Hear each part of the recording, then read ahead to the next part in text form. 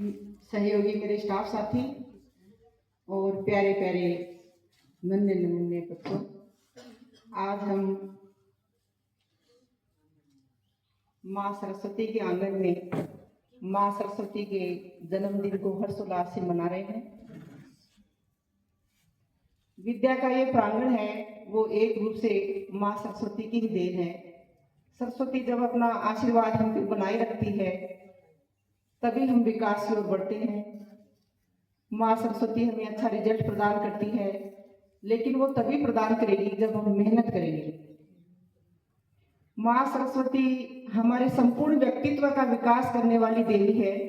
आज हम एक केवल देवी का ही जन्मदिन नहीं मना रहे हैं, बल्कि ज्ञान को प्रकाश की ओर ले जाने वाली ममतामयी माँ सरस्वती, भाषा देने वाली वीणा वादनी जिसको बोलते हैं, कला और संगीत की प्रेमी माँ देवी के जन्मदिन को हम मना रहे हैं। तो विद्यालय में इस समय जैसा वातावरण बन रहा है उसको देख के भी बच्चे समझ रहे होंगे कि विद्या की देवी हमारे लिए कितनी जरूरी है। इनका आशीर्वाद हमारे ऊपर बना रहे, ऐसी कामना मैं माँ सरस्वती से करती हूँ और आपसे भी उम्मीद करती हूँ कि आप अच्छी मेहनत करें। बिना मेहनत के कुछ नहीं मिलता। बच्चे ये ना समझे, बच्चे मन के बहुत भोले होते हैं, वो ये ना समझे कि पूजा हो गई आशीर्वाद मिल गया। आशीर्वाद कब मिलता है? जब हम मन और लगन से मेहनत करते हैं तब उसका फल हमें प्राप्त होता है। बोर्ड की परीक्षाओं का जो टाइम टेबल सबको मालूम होगा, अभी बहुत ही कम समय हमारे पास रह गया है, तो जी जान से आप मेहनत करें तभी हमें अच्छा परिणाम मिलेगा। बसंत जो ऋतु है, जितनी भी ऋतुएं हैं, वैसे रामस्वरूप जी ने आपको बताई भी होंगी हिंदी में, उनमें ऋतुओं का राजा किसको कहा गया है? बसंत ऋतु को। क्योंकि इस समय न ज्यादा सर्दी होती है और न ज्यादा गर्मी। प्रकृति अपने पूर्ण उन्माद में रहती है। पेड़ जो होते हैं उन पर नई नई कोपल आती है। हमारा मन जो है वो बहुत ही उत्साहित हो जाता है।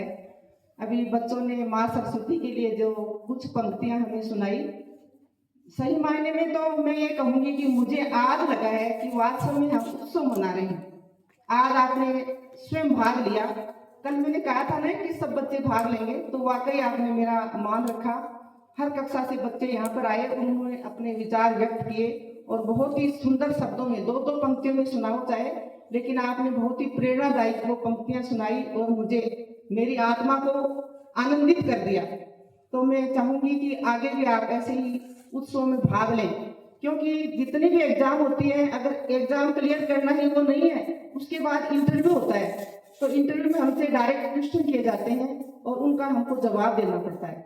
तो एक तरह से उत्सव के माध्यम से हम उसकी तैयारी करवाते हैं। आप हमारे सामने आके बोलते हो तो आपकी झिझक दूर होती है कि नहीं बच्चों?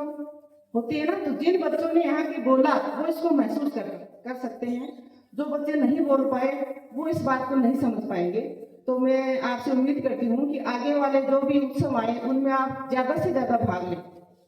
और एक बार मैं माँ सरस्वती से फिर से जो है कामना करती हूँ कि इनका आशीर्वाद हम पे बना रहे और बहुत ही शानदार रिजल्ट आप हमें दें।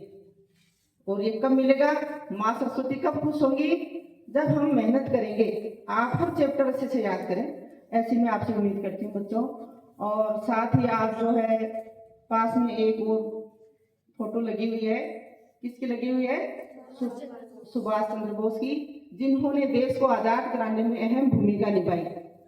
इनका एक नारा भी है, बताइए बच्चों क्या नारा है? हाँ, तुम मुझे खून दो मैं तुम्हें आजादी दूंगा। तो बच्चों समझ रहे हो क्या? छोटे बच्चे शायद नहीं समझ रहे इसका अर्थ। इसका मतलब ये है कि देश के लिए जब हम कुर्बान होंगे, देश कुर्बानी मांगता है, देश के लिए हम कुर्बान होंगे तभी सही मायने में हमको आजादी मिलेगी। उसके लिए हमारे मन में देश के प्रति प्रेम की भावना जागृत होनी चाहिए। तो इन्होंने जो है देश के लिए अपना पूरा जीवन कुर्बान कर दिया था। बचपन से ही इनमें साहस और वीरता भरी हुई थी। और आज अभी मैं, चलो सर ने कह दिया तो मैं दो कुछ पंक्तियां आपको सुना देती हूँ।